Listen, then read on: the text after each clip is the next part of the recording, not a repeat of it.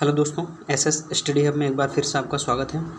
तो आज हम देखेंगे घटना चक्र के इस सेशन में संसद का तीसरा पार्ट कार्य संचालन एवं विधायी प्रक्रिया का ये दूसरा वीडियो अपलोड करने चल रहे हैं हम। ठीक है, तो इसको देखिएगा और अगर यदि यह वीडियो पसंद आया आप लोगों को तो इसे शेयर, सब्सक्राइब और लाइक ज़रूर करिएगा। ठीक है, तो चलिए स्टार्ट करते हैं।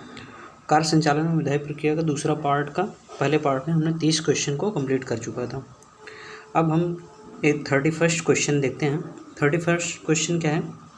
भारतीय संसद राज्य सूची के विषयों पर विधान नहीं कर सकती जब तक भारतीय संसद मतलब राज्य सूची के विषयों पर विधान नहीं कर सकती, मतलब कानून नहीं बना सकती, या फिर राज्य के विषय पर कुछ भी जो विषय हो। राज्य सूची 3 सूचियाँ होती हैं, एक केंद्र सूची होती है, संघ सूची, और एक राज्य सूची होती है, और एक कौन सी होती है? समवर्ती सूची। ठीक है, तो राज्य सूची के विषय पर कानून बनाने के लिए भारतीय संसद कब नहीं बना सकती, कब बना सकती है? तो देखते हैं हम। पहला कह रहा है ऑप्शन, भारत का राष्ट्रपति उसे ऐसा करने का निर्देश न दे। भारत का राष्ट्रपति उसे करने का निर्देश न दे कि मतलब वह राज्य सूची के विषय पर कानून बनाए। ठीक है, तो वो उसे निर्देश नहीं देगी तब वो कानून नहीं बनाएगी। दूसरा क्या कह रहा है? राज्यसभा प्रस्ताव पारित करे कि ऐसा करना राष्ट्रीय हित में आवश्यक है, तब वह बना सकती है राज्य सूची पर कानून। तीसरा क्या कह रहा है? विधानसभा का अध्यक्ष यह प्रमाणित करे कि ऐसा विधान आवश्यक है। और चौथा क्या कह रहा है?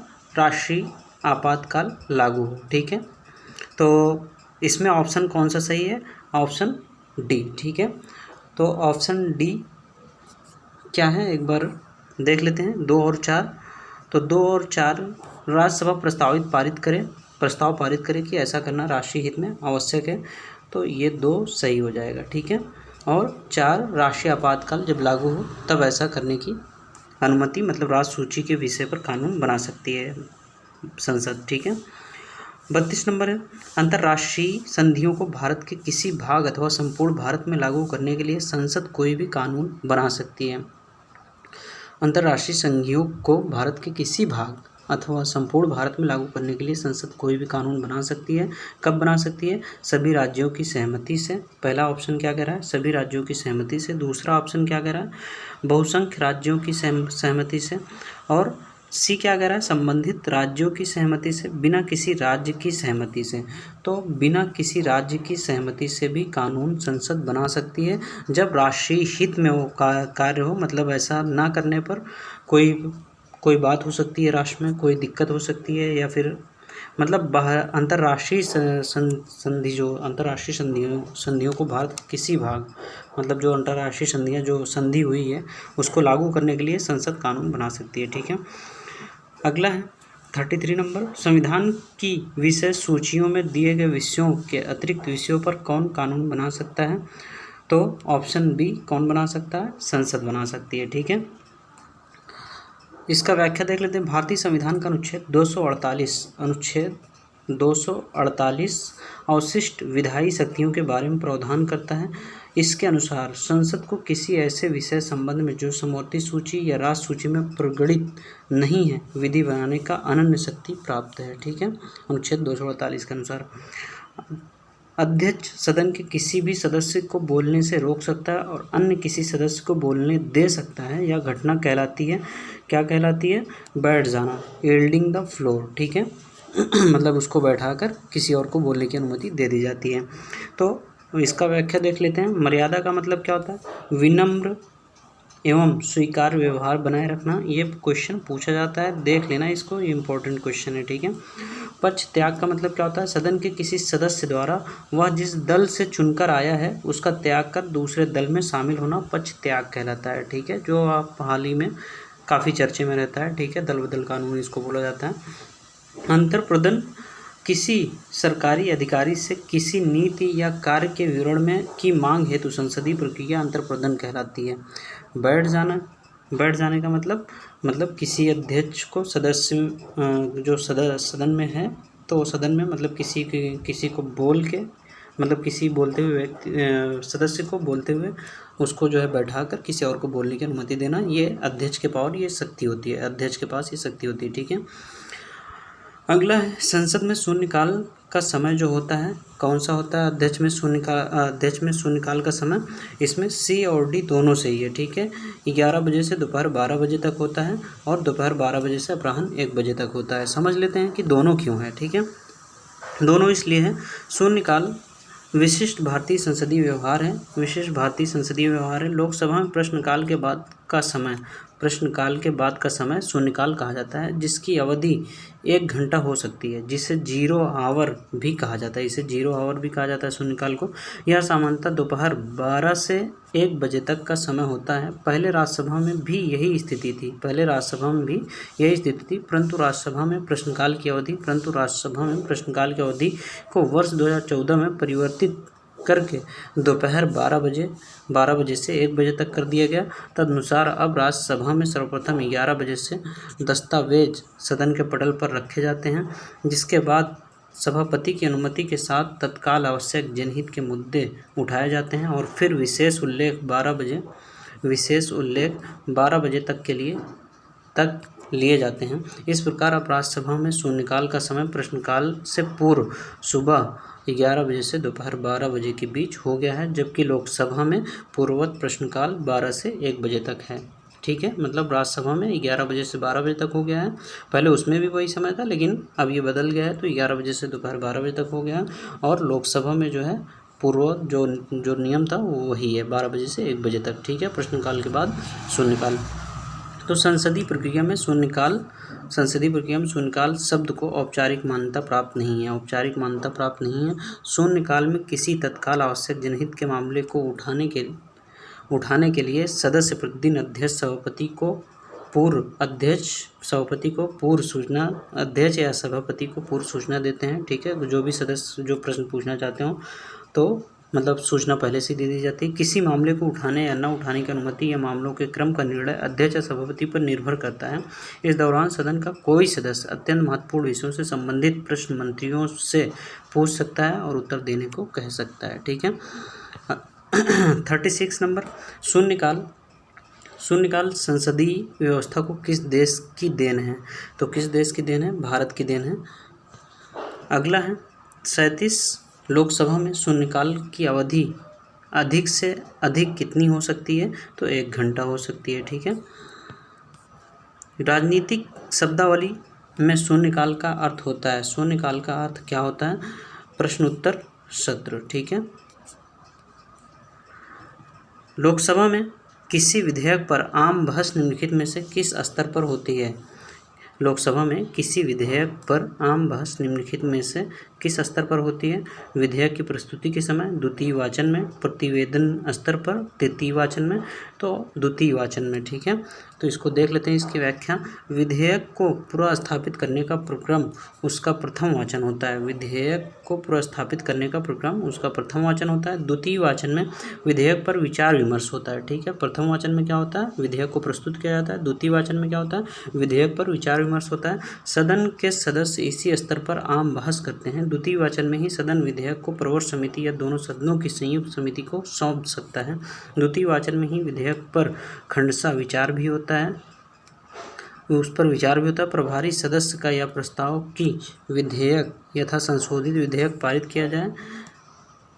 विधेयक पर खंडशः विचार भी होता है, प्रभारी सदस्य का यह प्रस्ताव कि विधेयक यथा संशोधित विधेयक पारित किया जाए, विधेयक का तृतीय वाचन कहलाता है, ठीक है। जब संसद के दोनों सदनों की संयुक्त बैठक में कोई विधेयक निर्दिष्ट किया जाता है तो इसे किसके द्वारा पारित किया जाना होता है? तो ऑप्शन है, सही आंसर है उपस्थित तथा मत देने वाले सदस्यों का साधारण बहुमत। इसका व्याख्या क्या है? यदि दोनों सदनों की संयुक्त बैठक अनुच्छेद 108 में कोई विधेयक दोनों सदनों के उपस्थित और मत देने वाले सदस्यों की कुल संख्या के साधारण बहुमत से पारित हो जाता है तो इसे दोनों सदनों द्वारा पारित समझा जाता है। ज्ञात हो कि अनुच्छेद 108 के तहत संयुक्त बैठक की प्रक्रिया सामान्य विधान तक ही सीमित है। धन विधेयक या संविधान संशोधन विधेयक हेतु यह लागू नहीं होती है, ठीक है। इस बार यह क्वेश्चन पूछा गया था यूपीएससी में, तो ये सब काफ़ी महत्वपूर्ण क्वेश्चन है, इसको ज़रूर समझ लीजिएगा और देख लीजिएगा। जो ना समझ में आए कमेंट बॉक्स में कमेंट करिएगा, उसको समझा दिया जाएगा, ठीक है। 41 यदि राष्ट्रपति ने संसद के संयुक्त सत्र के लिए अधिसूचना जारी कर दी और इस बीच लोकसभा विघटित हो जाए तो क्या होगा? तो संयुक्त सत्र यथासमय आहूत होगा। तो ऑप्शन ए सही है। संयुक्त सत्र निरस्त हो जाएगा, ऐसा नहीं है। संयुक्त सत्र नई लोकसभा के गठन के बाद होगा, ऐसा भी नहीं है। विधेयक वेबगत हो जाएगा, ये भी सही नहीं है। ठीक है, तो संयुक्त सत्र यथा समय आहूत होगा। इसका भी देख लेते हैं व्याख्या। भारतीय संविधान का अनुच्छेद 108 सबसेट 5 में वर्णित है कि यदि राष्ट्रपति ने सदन की संयुक्त बैठक आहूत करने के अपने आशय की सूचना दे दी है और उसके पश्चात लोकसभा विघटन हो जाता है तो भी संयुक्त बैठक हो सकेगी। विधेयक जो है वेबगत नहीं होगा तथा उसे पारित किया जा सकेगा। ठीक है। निम्नलिखित में से कौन संसद के दोनों सदनों की संयुक्त बैठक की अध्यक्षता करेगा? तो अध्यक्षता कौन करेगा? लोकसभा का अध्यक्ष करेगा। ठीक है। भारतीय संविधान के अनुच्छेद 118(4) के अनुसार संसद के दोनों सदनों की संयुक्त बैठक की अध्यक्षता लोकसभा का अध्यक्ष स्पीकर करता है। लोकसभा का अध्यक्ष की अनुपस्थिति के संदर्भ में अनुच्छेद 118(3) के अंतर्गत राष्ट्रपति द्वारा कुछ नियम बनाए गए हैं। अध्यक्ष की अनुपस्थिति में संयुक्त बैठक में लोकसभा का उपाध्यक्ष पीठासीन होगा। यदि वह भी अनुपस्थित है तो राज्यसभा का उपसभापति अध्यक्ष करेगा। यदि वह भी अनुपस्थित है तो ऐसा व्यक्ति पीठासीन होगा। यदि वह भी अनुपस्थित है, राज्यसभा का उपसभापति वह भी अनुपस्थित है तो ऐसा व्यक्ति पीठासीन होगा जो बैठक के उपस्थित सदस्यों द्वारा तय किया जाएगा। ठीक है। अगला है संसद के दोनों सदनों के संयुक्त अधिवेशन की अध्यक्षता कौन करता है? तो स्पीकर करता है। ठीक है। संसद का अध्यक्ष। ठीक है। सदन का अध्यक्ष या लोकसभा का अध्यक्ष। ठीक। अगला है निम्नलिखित में से कौन लोकसभा तथा राज्यसभा के संयुक्त अधिवेशन में सभापतित्व करता है? तो स्पीकर ही सभापतित्व करता है। भारतीय संसद के दोनों सदनों की संयुक्त बैठक की अध्यक्षता करते हैं तो लोकसभा का अध्यक्ष करता है। निम्नलिखित में से कौन संसद के संयुक्त सत्र की अध्यक्षता करने हेतु अधिकृत है? तो संयुक्त सत्र की अध्यक्षता लोकसभा का अध्यक्ष। तो ऑप्शन डी सही आंसर है। कई बार क्वेश्चन पूछा जा चुका है, ये सब क्वेश्चन वेरी वेरी इंपॉर्टेंट है। ठीक है। निम्न कथनों पर विचार कीजिए। भारत में संसद के दोनों सदनों की संयुक्त बैठक अनुच्छेद 108 में संस्वीकृत है। लोकसभा तथा राज्यसभा की प्रथम संयुक्त बैठक वर्ष 1961 में हुई थी। भारतीय संसद के दोनों सदनों की दूसरी संयुक्त बैठक बैंक सेवा आयोग बिल को पारित करने के लिए हुई थी। तो कथन क्या कह रहा है? 1 और 2 सही है, 2 और 3 सही है, 1 और 3 सही है, 1, 2 तीनों सही है। तो ऑप्शन डी इसका सही आंसर होगा। ठीक है। भारत में संसद के दोनों सदनों की संयुक्त बैठक अनुच्छेद 108 में अभी हमने देख लिया था इसको। ठीक है। पहला भी सही है, दूसरा भी सही। लोकसभा तथा राज्यसभा की प्रथम संयुक्त बैठक 1961 में हुई थी और भारतीय संसद के दोनों सदनों की दूसरी संयुक्त बैठक बैंक सेवा आयोग बिल को पारित करने के लिए हुई थी। ठीक है। तो यहाँ पे 1961 अब तक जो है संयुक्त बैठक 3 बार हो चुकी है। ठीक है। तो इसकी व्याख्या हम देख लेते हैं। ऑप्शन डी इसका सही आंसर है। ठीक है। भारत में व्याख्या देख लेते हैं। भारत में संसद के दोनों सदनों की संयुक्त बैठक का प्रावधान अनुच्छेद 108 में वर्णित है। संविधान के अनुच्छेद 108 के अनुसार दोनों सदनों का संयुक्त अधिवेशन तब आयोजित होता है जब किसी साधारण विधि निर्माण विधेयक पर विचार करने और उसे पारित करने में दोनों सदनों में मतभेद हो। लोकसभा एवं राज्यसभा की प्रथम संयुक्त बैठक दहेज निरोधक 1959 पर 6 और 9 मई 1961 को आयोजित की गई। द्वितीय संयुक्त बैठक बैंक सेवा आयोग निरसन बिल 1977 को पारित करने के लिए 17 मई 1978 को आयोजित हुई और तथा तृतीय संयुक्त बैठक 26 मार्च 2002 को आतंकवाद निरोधक विधेयक 2002 के संदर्भ में आयोजित की गई थी। ठीक है। तो 3 बार बैठक हुई थी संयुक्त बैठक की। अगला है संसद के दोनों सदनों का संयुक्त अधिवेशन आयोजित होता है। संसद के दोनों सदनों का संयुक्त अधिवेशन आयोजित होता है भारत के राष्ट्रपति के निर्वाचन के लिए, भारत के उपराष्ट्रपति के निर्वाचन के लिए, संविधान में संशोधन से संबंधित विधेयक को पारित करने के लिए। तो तीसरा सही है। एक ऐसे विधेयक पर विचार करने और उसे पारित करने के लिए जिस पर दोनों सदनों में मतभेद हो। तो ये भी सही है। 3 और 4 ऑप्शन में है तो 3 और 4 ऑप्शन सही होगा। ठीक है। केवल 4 इसमें दे रहा है जबकि इसमें संविधान में संशोधन संबंधित विधेयक को संविधान में मतलब संविधान में नहीं, मतलब साधारण विधेयक है तो उस पर संशोधन करने के लिए या जो संयुक्त बैठक बुलाई जा सकती है। ठीक है, तो ऑप्शन डी ही सही होगा, इसको देख लीजिएगा। ठीक है, अगला है भारतीय संसद के दोनों सदनों की प्रथम संयुक्त बैठक हुई थी। भारतीय संसद के दोनों सदनों की प्रथम संयुक्त बैठक कब हुई थी? तो दहेज उन्मूलन विधेयक के संबंध में प्रथम बैठक हुई थी। ठीक है, अगला है लोकसभा और राज्यसभा के बीच गतिरोध की किस स्थिति या किन स्थितियों में संसद की संयुक्त बैठक बुलाई जा सकती है?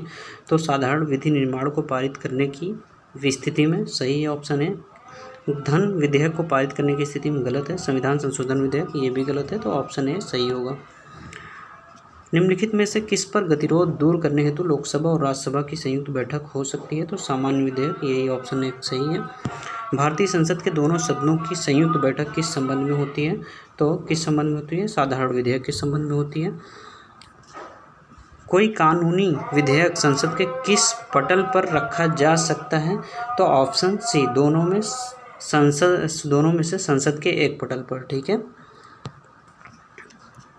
कोई कानूनी विधेयक संसद के दोनों सदनों में से एक के पटल पर रखा जा सकता है, जबकि धन विधेयक केवल लोकसभा में ही पेश किया जा सकता है पहले। ठीक है, निम्नलिखित कथनों में से कौन सा ऐसे सही है? लोकसभा में लंबित कोई विधेयक उसके सत्रावसान पर व्यवगत हो जाता है, तो ये गलत है। सत्रावसान पर व्यवगत नहीं होता है। ठीक है, ऑप्शन दूसरा क्या कह रहा है? राज्यसभा में लंबित कोई विधेयक जिसे लोकसभा ने पारित नहीं किया है, लोकसभा के विघटन पर व्यवगत नहीं होता है, तो ये सही है। ठीक है, ऑप्शन बी, केवल 2 सही है। ठीक, अनुच्छेद 107(3) के अंतर्गत संसद में लंबित विधेयक सदनों के सत्रावसान के कारण व्यवगत नहीं होगा, अतः कथन एक असत्य है। अनुच्छेद 107(5) के अनुसार लोकसभा में लंबित विधेयक अथवा लोकसभा द्वारा पारित एवं राज्यसभा में लंबित विधेयक लोकसभा के विघटन पर व्यवगत हो जाएगा, जबकि अनुच्छेद 107(4) के अंतर्गत राज्यसभा में लंबित विधेयक जिसको लोकसभा ने पारित नहीं किया है, लोकसभा के विघटन पर व्यवगत नहीं होगा, अर्थात कथन 2 सत्य है, अतः विकल्प बी सही उत्तर है। ठीक है, भारत की संचित निधि से धन निर्गत पर किसका नियंत्रण है? तो संचित निधि से धन निर्गत पर किसका नियंत्रण है? तो यहाँ पे महानियंत्रक तथा महालेखा परीक्षक को, भारत के वित्त मंत्री को, अधिकृत मंत्री को, उपर्युक्त में से किसी को नहीं, तो ऑप्शन डी इसका सही आंसर है। इसका व्याख्या देख लें। भारतीय संविधान के अनुच्छेद 266 के अनुसार भारत की संचित निधि भारत सरकार को प्राप्त सभी राजस्व उस सरकार द्वारा राजहुंडियों निर्गमित करके उधार द्वारा या अग्रिम अर्थोपाय द्वारा लिए गए सभी उधार और उधारों के प्रति संदाय में उस सरकार को प्राप्त सभी धनराशियों से मिलकर बनती है या संसद के नियंत्रण अधीन होती है। ठीक है, संचित निधि से कोई भी धनराशि आंसर यही है। ठीक है, इतना संचित निधि से कोई भी धनराशि तब तक निर्गमित नहीं की जा सकती जब तक संसद की अनुमति प्राप्त न कर ली जाए।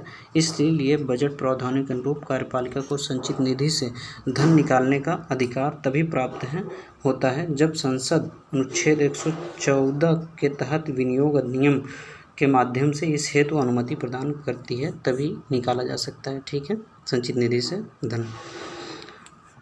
करों और सरकारी कामकाज के निर्वाह में हुई अन्य प्राप्तियों से संघीय सरकार को प्राप्त हुआ समूचा राजस्व जमा होता है, तो भारत की आकस्मिकता निधि में, लोक लेखा में, भारत की संचित निधि में, निक्षेप तथा अग्रिम निधि में, तो option C is the right answer, Bharat की संचित निधि में। भारत की संचित निधि से निधि निकालने के लिए निम्नलिखित में से किसका अनुमोदन अनिवार्य है? तो किसका अनुमोदन अनिवार्य है? भारत के संसद की। ठीक है, निम्नलिखित में से कौन सा एक भारत की संचित निधि से लिया जाने वाला अनिवार्य व्यय भार नहीं है? तो वे ऋण जो भारत सरकार को चुकाने हैं, गलत है। भारत के निर्वाचन आयोग के सदस्यों के वेतन और पेंशन, यही सही है, ऑप्शन बी। उच्च न्यायालय के न्यायाधीशों को दी जाने वाली पेंशन, ये भी गलत है। राज्यसभा के उपाध्यक्ष के भत्ते, ये भी गलत है। ठीक है, तो संविधान के अनुच्छेद 112(3) के अनुसार भारत की संचित निधि पर भारित व्यय इस प्रकार हैं। राष्ट्रपति की उपलब्धियाँ राष्ट्रपति की उपलब्धियां और भत्ते तथा उसके पद से संबंधित अन्य व्यय, राज्यसभा के सभापति, उपसभापति के तथा लोकसभा अध्यक्ष, उपाध्यक्ष के वेतन और भत्ते संचित निधि के व्यय पर भारित होते हैं। ऐसे ऋण भार जिनका दायित्व भारत सरकार पर है, जिनके अंतर्गत ब्याज, निक्षेप निधि भार और मोचन भार तथा उधार लेने और ऋण सेवा विमोचन से संबंधित अन्य व्यय हैं। उच्चतम न्यायालय के न्यायाधीशों को उनके संबंध में संदेह, वेतन, भत्ते और पेंशन, फेडरल न्यायालय के न्यायाधीशों को या उनके संबंध में संदेह, पेंशन, उस उच्च न्यायालय के न्यायाधीशों या उसके संबंध में दी जाने वाली पेंशन जो भारत के राज्य क्षेत्र के अंतर्गत किसी क्षेत्र के संबंध में अधिकारिता का प्रयोग करता है या जो भारत डोमिनियन के राज्यपाल वाले प्रांत के अंतर्गत किसी क्षेत्र के संबंध में इस संविधान के प्रारंभ से पहले किसी भी अधिकारिता का प्रयोग करता था।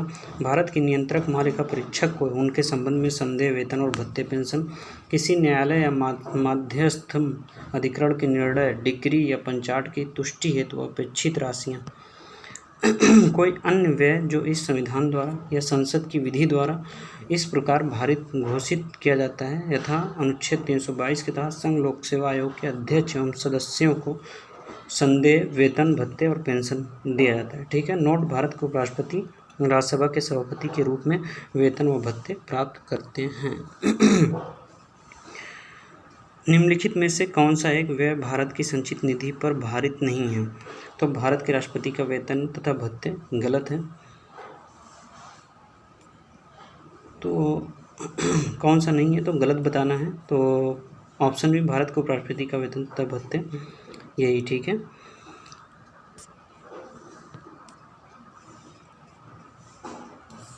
अगला है, निम्नलिखित में से कौन सा एक व्यय भारत की संचित निधि पर भारित नहीं है?